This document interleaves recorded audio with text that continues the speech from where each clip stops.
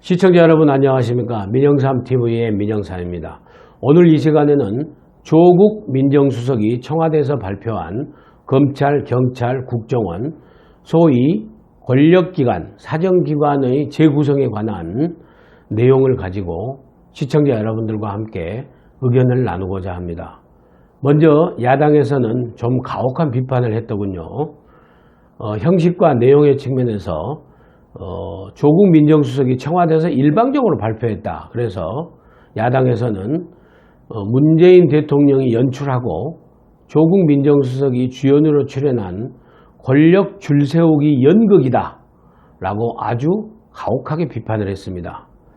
저는 이런 야당의 비판과는 별개로 정말 형식과 그 내용의 측면에서, 그리고 또 왜 또 일요일날 오후 1시 반에 갑자기 또 발표했는지에 대해서 여러분들과 함께 제 의견을 말씀드리고자 합니다.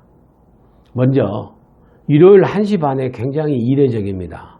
사전에 충분한 언론에 대한 그 예고도 없이 전격적으로 발표한 것은 상당히 제가 보기에는 일단 내용과 형식을 떠나서 그 시점으로 봤을 적에 좀 국면 전환용, 그리고 청와대에서 직접 발표했다는 측면에서 여론몰이용이라는 그런 비판적인 시각으로 저는 우선 보고자 합니다. 우리 시청자 여러분들께서 다 아시다시피 지금 시국이 민심이 사실 별로 그렇게 태평성대는 아닌 것 같습니다. 좀 더 가혹하게 이야기하면 민심이 굉장히 사나워지고 있습니다. 최저임금의 급격한 인상으로 자영업자, 골목 상인들, 소상인들이 다 지금 울음소리를 내게 돼 있고, 오히려 일자리가 알바자리부터 필요해서 경비원 아저씨 등 일자리가 없어지는 이런 서민들의 경제가 휘청거리는 그런 고통의 소리가 사실 굉장히 나오고 있고, 정부가 지금 굉장히 막으려고 하고 있습니다. 그런 상황이고, 집값도 쉽게 잡히지 않고 오히려 더 강남을 중심으로 한 집값이 다시 오름세를 나타내고 있고, 또 교육정책 분야에 있어서도 지난번에 수능 변경을 포함해서 오락가락하던 이번에는 유치원 영어 교육 금지를 놓고 또 오락가락하는 이런 교육정책, 교육 분야에 있어서의 국민들의 민심도 사실 또 굉장히 따가운 것 같습니다. 물론 한미동맹, 한중외교, 한일 관계 악화 등 외교 안보 분야에 있어서는 말할 것도 없죠. 이런 상당히 일련의 악화되고 있는 민심을 좀 더 반전시켜보자. 특히 비트코인을 법무부 장관이 도박으로 규정하고 비트코인에 상당히 관심을 갖고 있는 2030 세력들을 도박꾼으로 몰아가는 그런 일방적인 발표에 의해서 굉장히 여론이, 특히 문재인 정부의 지지층이라고 할 수 있는 2030에 흔들리다 보니까 지금 갑자기 이런 시점을 택한 게 아닌가라는 이런 시점에 대한 정치적 의도에 대해서 저는 상당히 비판적으로 봅니다. 그리고 형식에 있어서 말씀드리면 청와대가 너무 일방적입니다. 먼저 일방적인 것은 내각에 대해서도 일방적이죠. 이 청와대 발표를 그대로 하려면은 이 담당 부서가 법무부, 행안부, 국정원장, 법무부 장관, 행안부 장관, 국정원장, 그리고 심지어는 감사원 얘기도 들어야 되고, 그 다음에 국무총리는 말할 것도 없죠. 물론 감사원은 대통령 직속이기 따르지만은, 그래서 총리와 법무, 행안부, 국정원장, 감사원장 등 이런 기관들을 전부 패싱해버린 겁니다. 문재인 정부에서 지금 굉장히 보고 있는 게, 본인들은 아무리 아니라고 하지만은 제가 보기에는 재앙적 대통령이고 재앙적 청와대입니다. 내각이 없습니다.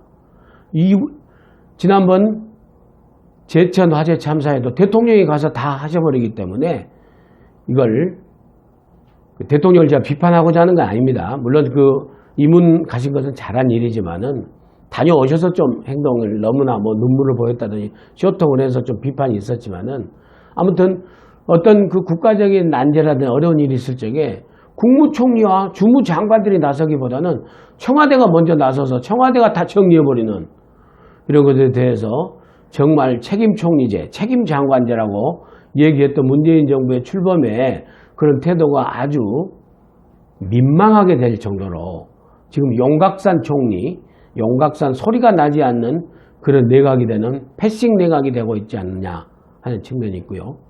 그 다음에 여당, 여권에서 정부 내각 말고 여당에 대해서도 여당도 사실상 패싱했다고 봅니다. 그래서 여당에 대해서는 청와대에 지난 역대 정부에서 해왔던 것처럼 똑같이 청와대가 완전히 제왕적 본부가 돼가지고 청와대, 국회, 여당을 청와대 출장소로 만드는 그런 그 구태가 다시 그런 악습이 재현되고 있는 게 또 이번 사건 중에 하나다 이렇게 생각이 듭니다. 그리고 야당에 대해서는요 굉장히 실수했다고 봅니다. 형식적인 측면에서 물론 여론몰이를 해가지고 대통령의 지지율이 높다 보니까 대통령의 높은 지지율을 바탕으로 해서 여론몰이를 해서 일종의 선동정치로 해서 야당이 앗소리 못하게 하려고 하면서 협치를 엊그저께 대통령께서 신년 기자회견에서 협치로 요소야대 국면을 간다고 그러면서 이렇게 일방적으로 가는 겁니다.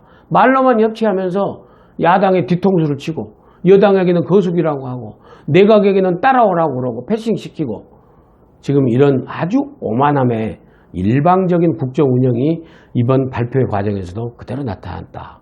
이런 생각이 듭니다. 그래서 시점과 형식에 대해서는 제가 이 정도로 정리해서 말씀드리고요.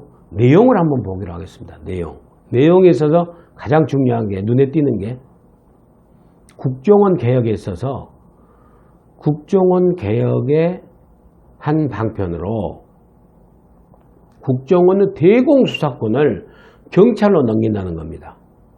그래서 경찰의 그 대공수사 인력을 대량 확보해가지고 확대해서 안보수사처 이런 이름으로 가칭인지 모르겠습니다만은 안보수사처로 만든다는 것이죠.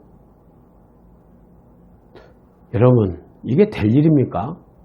야당이 지금 한국당은 물론이고 바른정당도 마찬가지고 국민의당도 지금 비판적인 시각으로 얘기를 하는데 국민의당은 좀 더 낮은 톤이었습니다. 좀 진지하게 검토해 봐야 된다는 얘기인데 이건 제 생각에는 단호히 이렇게 해서는 안 된다고 생각을 합니다. 국정원에서 대공수사 기능을 빼버리면 국정원 뭐하러 존재합니까? 국정원의 흑역사에 가장 개선해야 될 점은 국내 정치 개입입니다. 국내 정치 개입을 제도적으로 못하게끔 국정원법과 공무원법과 여러 가지 관련 법들을 제정을 해서 제도적으로 보완을 해서 다시는 국정원이 이명박 국정원처럼 댓글로 국내 정치에 개입하고 블랙리스트 작성에 개입하고 그 나중에 최종 판결이 나와봐야 알겠지만은 아무튼 현재로서는 그런 국내 정치에 개입하는 것을 막아야 되는 것이 국정원 개혁의 핵심이지 간첩 잡는 국정원한테 그거 국정하지 말라고요? 현실적으로 일이 일파만파 꼬이게 됩니다. 경찰 인력으로 아무리 확대해도 이걸 정말 간첩을 이 경찰이 잡을 수 있겠는가? 물론 1987 영화에서 나온 경찰의 남영동 대공분실 그런 흑역사도 있고 국정원의 여러 가지 또 개입의 흑역사도 있고 검찰의 흑역사도 있지만은 그렇다고 해서 간첩 잡는 당장에 해버리면은 국정원의 그 모든 기능 지금 해외에 펼쳐져 있고 국내에 펼쳐져 있는 휴미투부터 어떻게 하겠습니까? 그게 재생 복원이 되겠습니까? 너무나 단편적으로 너무나 선동적으로 여론몰이를 해가는 이런 것은 좀 고쳐야 되지 않나 하는 생각이 듭니다. 그래서 이 법을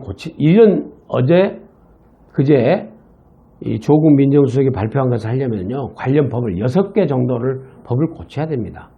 경찰법, 경찰조직법, 형사소송법, 국정원법, 그리고 심지어는 감사원법, 그리고 국회선진화법, 국회법까지도 다 손을 대야 되는 걸로 지금 분석이 되고 있습니다. 이 6개 법률을 고쳐야 되는 이런 일을 절차를 놔두고 대뜸 조국 민정수석이 발표를 합니까? 도대체 무슨 권한으로 이렇게까지 나라를 흔들려고 하는지 대한민국에서 간첩을 잡는 일을 방만해버리면 안보가 어떻게 되겠습니까? 방공 메카시즘적인 시각으로 제가 말씀드린 게 아니라 진짜로 대한민국과 대한민국 5천만 국민의 안위와 5천만 국민의 안정을 생각해서라도 저는 이건 절대 야당들이 결사반대해야 된다고 생각을 합니다. 무슨 경찰의 조직이 비대해지고 그건 다 부차적인 문제라고 저는 생각을 합니다. 경찰이 물론 감당해낼 수도 없습니다. 현실적으로. 저는 그런 측면에서 이 부분만큼은 야당이 정말 잘 해야 된다. 야당이 철저하게 이거 막아주기를 저는 야당에게 엄중하게 부탁드리고 싶습니다. 야당이 아니면은 이런 대통령의 물론 다른 내용적인 측면에서 다른 내용도 많이 있습니다만은 논점이 초점이 흐려질까 싶어서 이 한 부분만 제가 중점적으로 말씀드린 겁니다. 국정원의 대공수사 폐지 이건 저는 절대 야당이 막아야 된다고 생각합니다. 야당, 한국당, 국민의당, 바른정당 야당 여러분들이 아니면은 대통령의 이런 오만과 대통령의 이런 단순적인 이 여론몰이 선동 정치를 누가 견제하고 비판하겠습니까? 야당이 다시 내부 전열을 가다듬어서 정말 이것만큼은 막아야 된다라는 생각을 합니다. 물론 검찰개혁 일부 수긍가는 측면도 있습니다.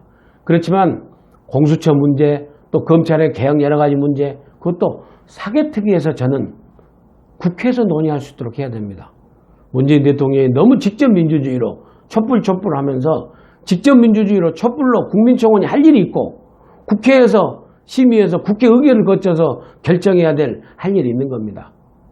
아무리 급해도 바늘 허리에 메어 못 쓰고 아무리 좋은 일이라도 점진적으로 해야지. 그렇지 않으면 혁명 완장 들어가는 혁명입니다.